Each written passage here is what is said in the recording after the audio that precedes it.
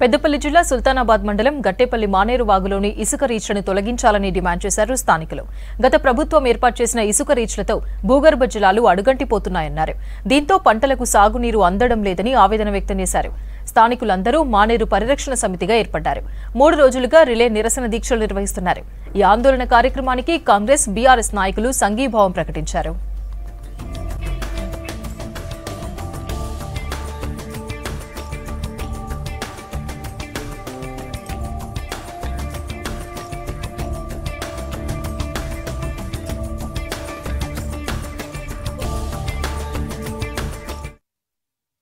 కొత్తగా కాంట్రాక్టర్ కూడా ఆన్లైన్ పద్ధతి ద్వారా టెండర్లను పిలవద్దని చెప్పేసి మా ప్రధానమైన డిమాండ్.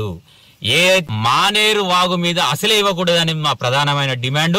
మా పేద ప్రజలు సుల్తానాబాదు, శ్రీరాంపూరు, ఓదెల పట్టణం ఈ ప్రజలందరికీ కూడా గుండెకాయ లాంటి మానేరు నదిని కాపాడుకునే వరకు ఖచ్చితంగా మా పోరాటం ఉంటుంది.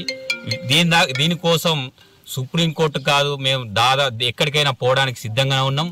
దీన్ని రద్దు చేయని పక్షంలో కొత్త వారికి ఇచ్చినా కూడా 10,000 నుంచి 20,000 మందితోటి అసెంబ్లీని ముట్టడిస్తామని చెప్పేసి కూడా నేను హామీ ఇస్తా.